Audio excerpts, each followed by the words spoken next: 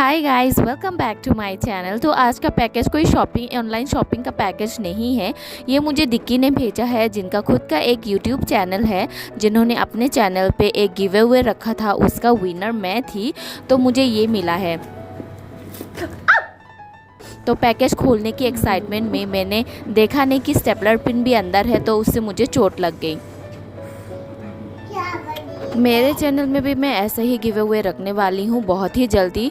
तो हम 2000 सब्सक्राइबर्स पूरा करने वाले हैं। जैसे ही पूरा होते हैं ना, तो मैं एक गिव अवे रखूँगी और आप मुझे कमेंट करके बताना प्लीज़, आपको कौन सा कैटेगरी में से चाहिए, क्लोथिंग, मेकअप, स्किन केयर या फिर किट वेयर में से आपको क्या चाहिए। जिसका कमेंट ज़्यादा आएगा मैं उसी कैटेगरी में से गिव अवे प्राइस रखूँगी।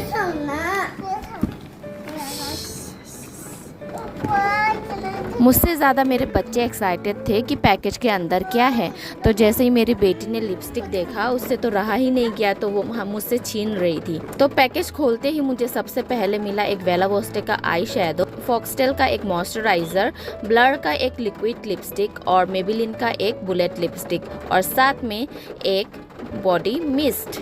तो गाइस, आपको कैसा लगा ये सब प्लीज़ कमेंट करके बताइएगा और आपको क्या चाहिए वो भी बताइएगा। बाय।